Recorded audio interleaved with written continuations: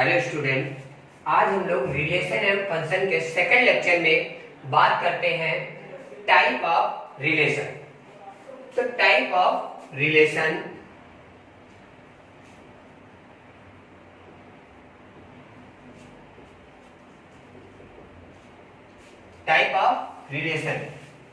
Relation कितने type के होते हैं? तो लास्ट लेक्चर में हमने ये बता दिया था कि फर्स्ट आइडेंटिटी रिलेशन होता है। फर्स्ट जो होगा हमारा आइडेंटिटी रिलेशन, पर यहाँ पे हम सारे रिलेशन फिर से याद बताते हैं। फर्स्ट होगा हमारा identity relation,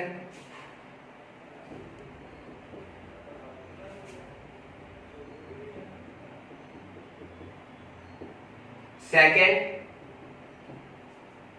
reflexive relation, third symmetric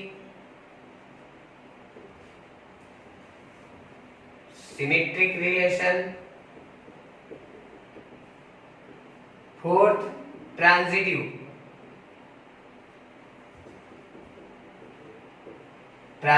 relation. ये हमारे चार टाइप के रिलेशन होते हैं। तो first identity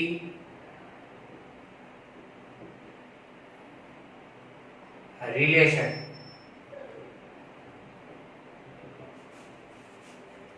for a set ए, तो जो आइडेंटिटी रिलेशन बनेंगे आई ऑफ ए कामा ए, मतलब आइडेंटिटी रिलेशन में जो हमारा सेट ए होगा उसका ये जो बनेगा I A comma A for all A belongs to capital A, for all A belongs to capital A, मतलब ये हमारा आइडेंटिटी रिलेशन होगा। तो इनको हम एग्जांपल से बताते हैं। तो लेट या एग्जांपल, हमने एग्जांपल लिया a equal to 1 2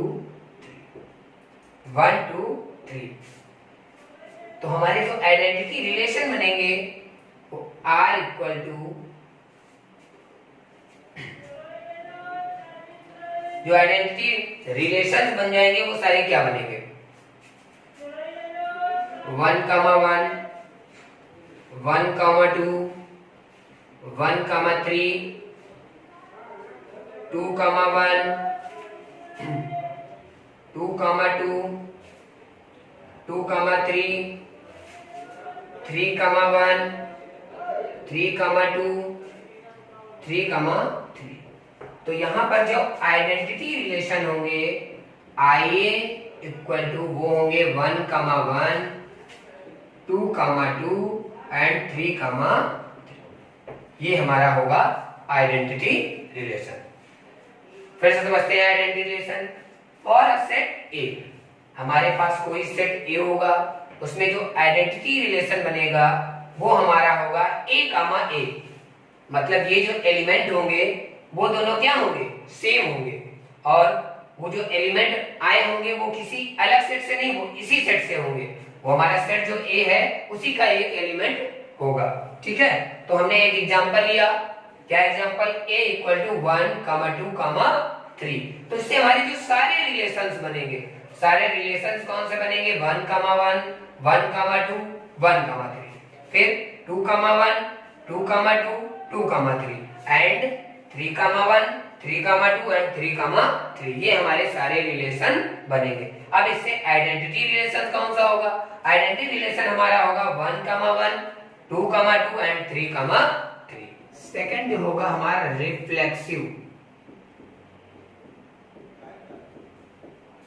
reflexive relation.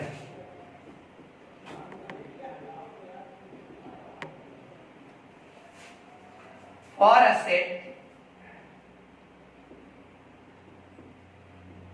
A, for a set A,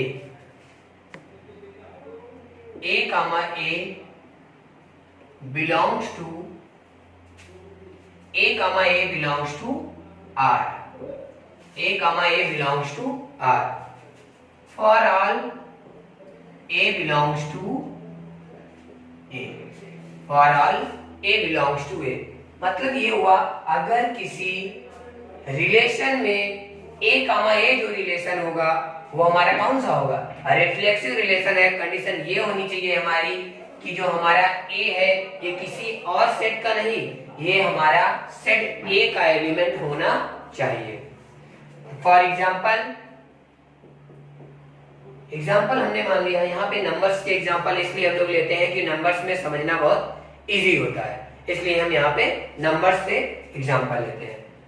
A equal to 1, 2 and 3, 1, 2 and 3। तो ऐसे हम रिलेशंस लिखते हैं। पहला जो हमारा रिलेशंस होगा वो होगा R1 1, 1, 1, 2, 2, 2, 3, 3 and 3, 1। Second R2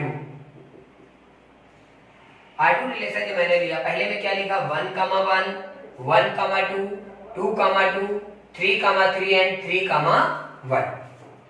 second में हमने क्या लिखा? 1, 1, 1, 2, 2, 1, 2, 3, 1, ये मैंने लिया। और थर्ड में जो मैंने R3 लिया, पहले समझो।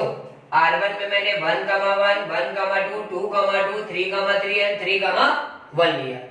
फिर R2 में मैंने 1, 1, 2, 2, 1, 2 एंड 3, 1 लिया। इसके बाद जो हमारा होगा 1, 1, 2, 2 एंड 3, 3, ये हमारा रिलेशन। तो इसमें जो हमारे रिलेशंस होंगे वो कौन कौन से होंगे? पहले देखो, अभी हमने कौन कौन से बताए? आइडेंटिटी रिलेशन और रिफ्लेक्सिव रिलेशन। आइडेंटिटी और रिफ्लेक्सिव। तो मैंने आइडेंटिटी की कंडीशन क्या बताई थी? आइडेंटिटी कंडीशन ये होती है कि वो एलिमेंट होने चाहिए जो सेम एलिमेंट बनते हो। सेम एलिमेंट का देखो क्या ये आइडेंटिटी एलिमेंट है? आइडेंटिटी एलिमेंट ये नहीं है, तो हम इसमें क्या करेंगे? ये आइडेंटिटी एलिमेंट नहीं है, आइडेंटिटी रिलेशन नहीं है, आइडेंटिटी रिलेशन ये नहीं है।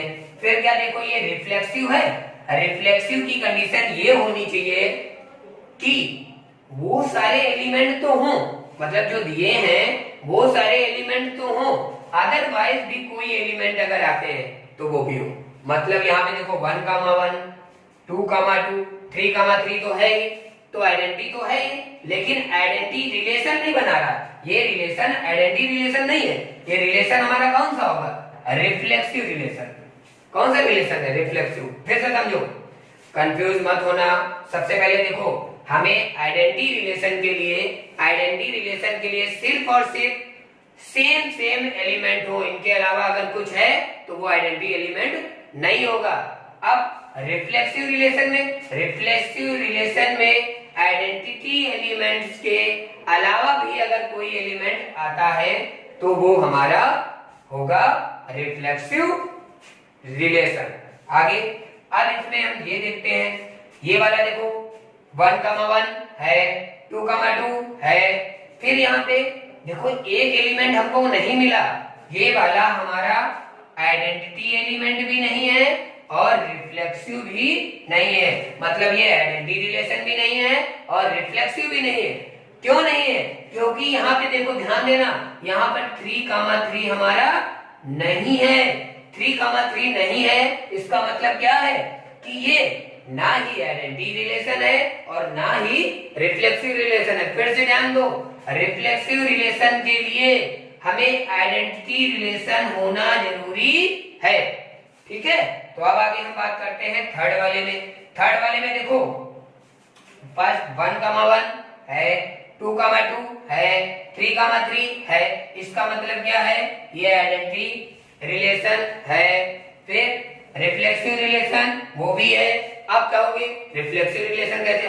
हर एक आइडेंटिटी रिलेशन रिफ्लेक्सिव रिलेशन होता है, मतलब हर एक जो आइडेंटिटी रिलेशन होगा वो रिफ्लेक्सिव जरूर होगा, लेकिन इसका जस्ट अपोजिट अगर देख लें कि हर एक रिफ्लेक्सिव या कोई भी रिफ्लेक्सिव रिलेशन हमारा आइडेंटिटी रिलेशन नहीं होता है।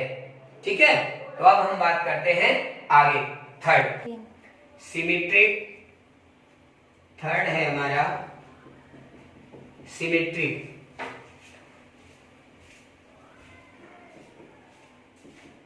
Relation symmetric relation. तो सिमेट्रिक रिलेशन हमारा क्या होता है? For a set A, for a set A, for a set A comma b belongs to R, which implies b comma a belongs to R for all a comma b belongs to a। जहां a comma b ये जो element होंगे वो किसी set a के element होंगे, that is a r b and b r a, a r b and b r a for all a comma b belongs to R।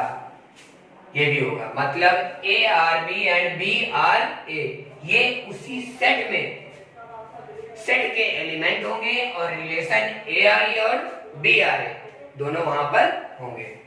अब हम यहाँ पे इसको भी एग्जांपल से समझते हैं। Example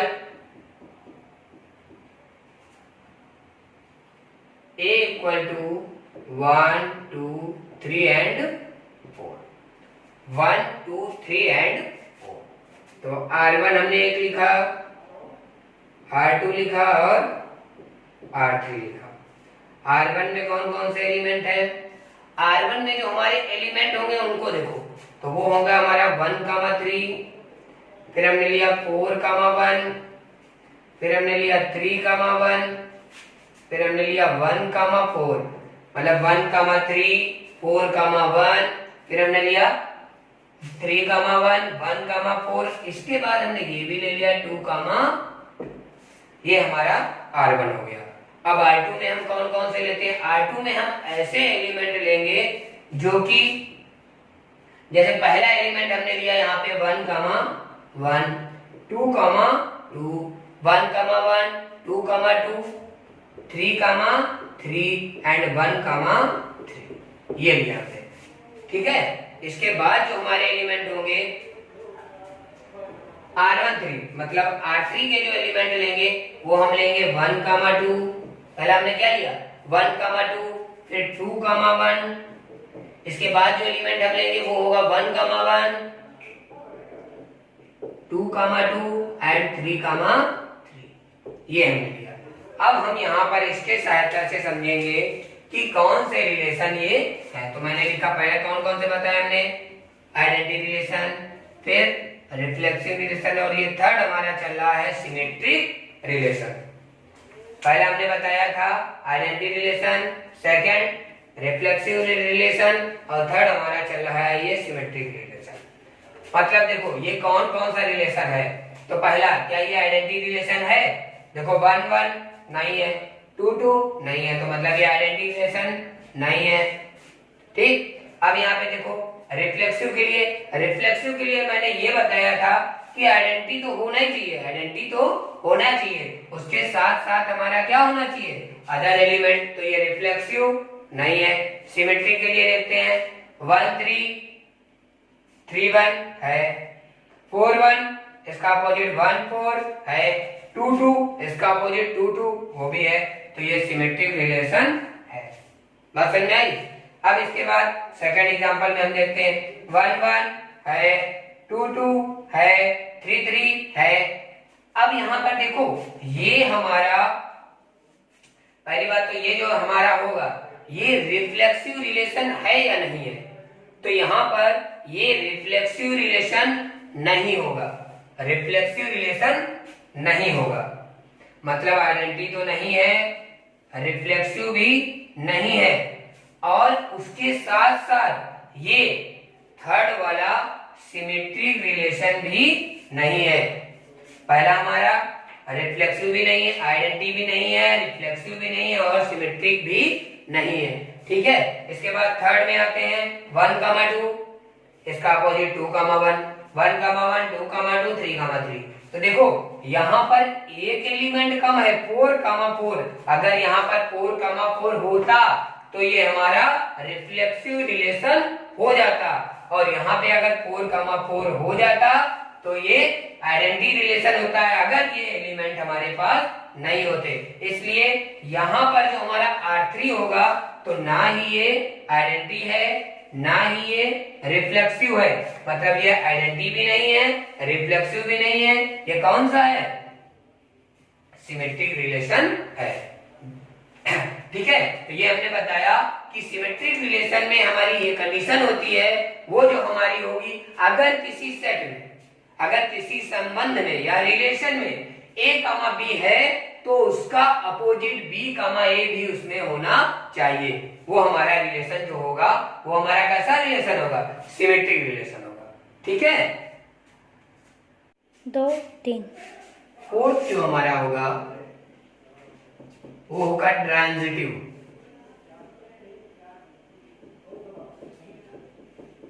transitive relation.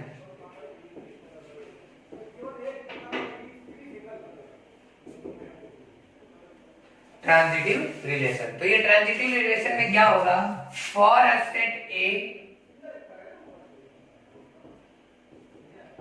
किसी सेट ए में, फॉर अ सेट ए, किसी सेट ए में A, B belongs to R and, या एंड ऐसे लिख लो, B, C belongs to R, which implies, मतलब अगर A, B belongs to R होगा and B, C belongs to R होगा, which implies A, C belongs to R, A, C belongs to R, that is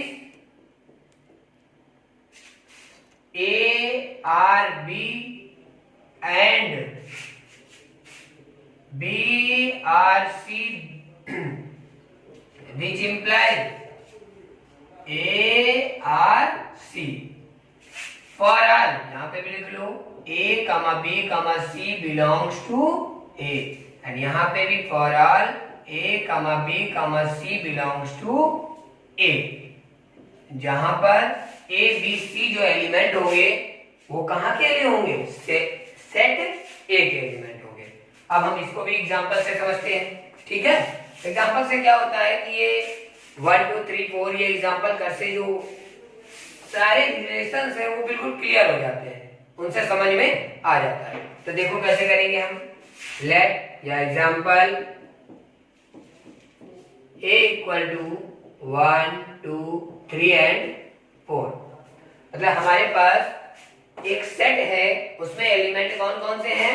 1, 2, 3 and 4। तो इसमें जो हमने R1 बनाया वो होगा 1, 1, 1, 2, 2, 3, 3, 4, 4। R1 जो हमारा बना 1, 1, 2, 2, 3, 3 एंड 4, 4। इसके बाद सेकंड जो हमारा बना है वो क्या होगा?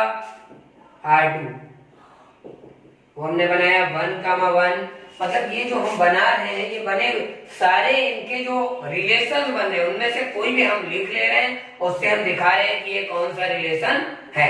हमने यहाँ पे लिखेंगे 1, 1, 2, 2, 3, 2, ठीक है, 1, 1, 2, 2, 3, 3, फिर 1, 2, 1, 2 के बाद हम यहाँ पर लिखेंगे 2, 1। कोई भी रिलेशन हम यहाँ पे लिख सकते हैं और जो बनेगा वो हम वहां पे क्या करेंगे? लिखेंगे।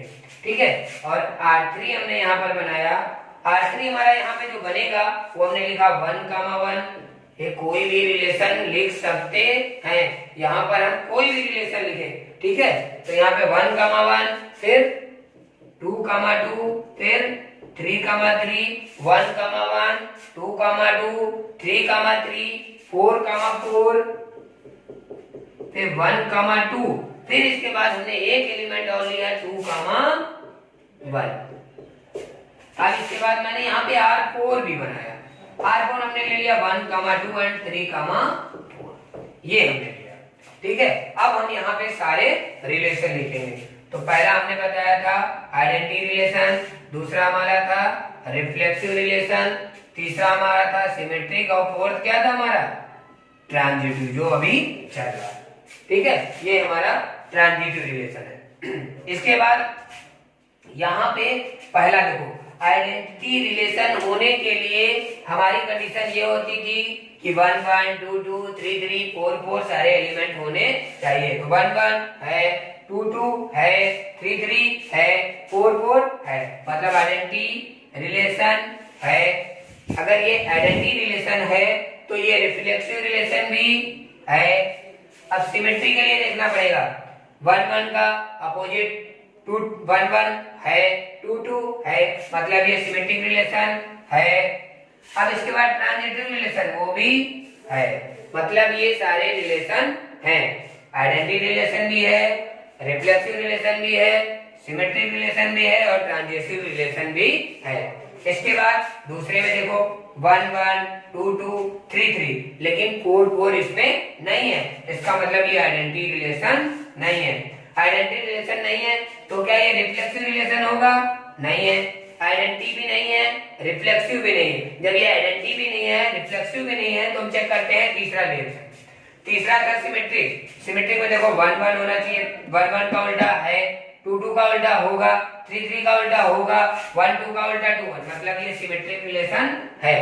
अब सिमेट्रिक के बाद हम चेक करते हैं चौथा रिलेशन ट्रांजिटिव। देखो ट्रांजिटिव को 1 1 है, 1 1 मिला, फिर 1 2 मिला। यहाँ पे देखना 1 R1 फिर 1 R2, देखो 1 R1 मिल गया, 1 यहाँ पर देखो 1 R1 और 1 R2, मतलब ये देखो ट्रांजिटिव में भी मिला ARB एंड BRC, इसका मतलब तीसरा हमारा होना चाहिए A का C से 1 R2। तो देखो इसमें पहले से है 1,2, ये देखो बैठा हुआ है 1,2। दूसरा देखते हैं 2,2 और 2,1, देखो 2R2 2R1, देखो 2R2 और 2R1, इसका मतलब यहाँ पर देखो 2,1 A का C से, वो भी यहाँ पे बैठा हुआ है 2,1। बात समझ आई कि नहीं? इसका मतलब ये हुआ कि अब मान लो 3 3 देखते हैं, 3,3। अब 3 3 का जब हम देखेंगे तो 3 3 का क्या बनेगा 3R3, और 3R3 का कोई एलिमेंट उसमें है नहीं, इसका मतलब यहाँ पे क्या होगा, वो एलिमेंट तो वहां पे पहले से ही होगा। हमने ये बताया कि अगर ये एलिमेंट हो, बात देखना ट्रांजिटिव रिलेशन बहुत अलग टाइप का है, इस रिलेशन को ध्यान से देखना। इसमें सबसे पहले ये ध्यान रखना, अगर ये है तो ये होना बहुत जरूरी है, मतलब अगर ये है तो ये होगा, तभी ये ट्रांजिटिव रिलेशन होगा। फिर से ध्यान देना, अगर ये है और ये है तो इसका मतलब ये दोनों होने के साथ साथ ये रिलेशन होना बहुत जरूरी है, तब हमारा ट्रांजिटिव रिलेशन होगा। अब अगर हमारा ये एलिमेंट है और ये है, बात देखो ये है तो ट्रांजिटिव रिलेशन होगा, मतलब ये और ये आता है तो भी हो जाएगा, ये और ये आता है तब भी हो जाएगा, ठीक है। मतलब अगर तुम देखो ये और ये दोनों हैं तो इसका मतलब ये तीसरा होगा, तभी हमारा ट्रांजिटिव रिलेशन होगा, अदरवाइज ट्रांजिटिव रिलेशन नहीं होगा। तो अब यहाँ पे हम ये देख लो, ये तो सारे मिल ही गए। देखो 3,3 मिला, लेकिन इनके साथ वाला तो कोई एलिमेंट मिला नहीं, तो ये तो ट्रांजिटिव होगा नहीं, तो ये हमारा ट्रांजिटिव रिलेशन भी है। बात समझ में आई कि नहीं? अब इसके बाद हम बात करते हैं थर्ड एग्जांपल की। 1,1 है, 2,2 है, 3,3 है, 4,4 है, इसका मतलब आइडेंटिटी रिलेशन है, रिफ्लेक्सिव रिलेशन है। अब इसके बाद साथ साथ हम ये देखते हैं कि सिमेट्रिक रिलेशन है, तो सिमेट्रिक रिलेशन है, तो ये सिमेट्रिक रिलेशन भी है। पहला वाला यहाँ पर हमने बनाया 1,1 है, 2,2 है, 3,3 है, 4,4 है। तो यहाँ पर आइडेंटिटी रिलेशन के लिए हमें सारे एलिमेंट मिल गए 1 1 2 2 3 3 4 4। अब देखो 1,2 हमने देखा और 2,1 भी मिल गया। इसका मतलब ये इसके साथ साथ कौन सा हो गया हमारा ट्रांजिटिव भी हो गया।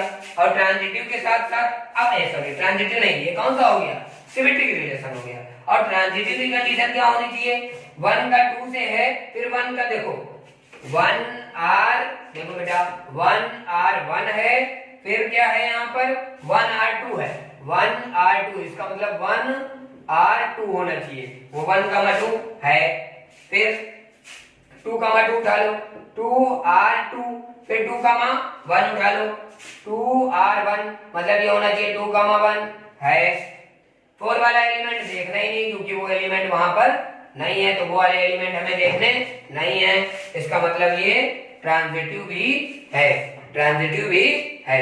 अब देखो इसके बाद वाला जो होगा हमारा यहाँ वाला, इसमें देखो 1,2 3,4 1,2 3,4, जो देखो 1,2 मिल गया और 3,4 अलग अलग एलिमेंट मिल गए। इसका मतलब ये आइडेंटिटी भी नहीं है, रिफ्लेक्सिव भी नहीं है, सिमेट्रिक भी नहीं है, लेकिन ट्रांजिटिव रिलेशन है, लेकिन ट्रांजिटिव रिलेशन हमारा है। अब इस बार देखो इसके आगे हम क्या है, ये हमने पहला कौन सा बताया आइडेंटिटी रिलेशन, सेकंड हमारा कौन सा था रिफ्लेक्सिव रिलेशन, थर्ड हमारा कौन सा था सिमेट्रिक रिलेशन, एंड फोर्थ ये हमारा आया ट्रांजिटिव रिलेशन। ट्रांजिटिव रिलेशन में हमें ये चीज फिर से ध्यान में रखनी है, अगर कहीं a, b किसी R में है और B, C R में है, तो ये कंडीशन उसके साथ जरूर लगेगी कि A और C भी उसमें होना चाहिए, तभी वो ट्रांजिटिव है। अदरवाइज A, B मिल रहा है या खाली B, C मिल रहा, A, B मिला लेकिन B, C नहीं है, A, C मिल गया, इसका मतलब ये क्या हो जाएगा, तब ये ट्रांजिटिव हो जाएगा। मतलब कंडीशन फिर से ध्यान रखो, A, B और B, C मिला और तब हमें जरूरी कंडीशन होनी चाहिए कि A, C होगा तभी ये ट्रांजिटिव होगा, अदरवाइज ट्रांजिटिव नहीं होगा। ठीक है, अब हम एक चीज यहाँ पे और बताते हैं कि अब अगर कोई रिलेशन, पहला तो क्या क्या होना चाहिए, रिफ्लेक्सिव भी है, सिमेट्रिक भी है और ट्रांजिटिव भी है।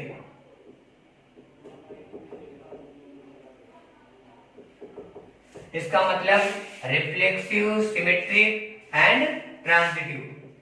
तो इन तीनों का कंबाइन करके, इन तीनों कंबाइन कर अगर हम मिला दे तो उससे जो हमारा रिलेशन बनेगा वो होगा इक्विवेलेंस रिलेशन।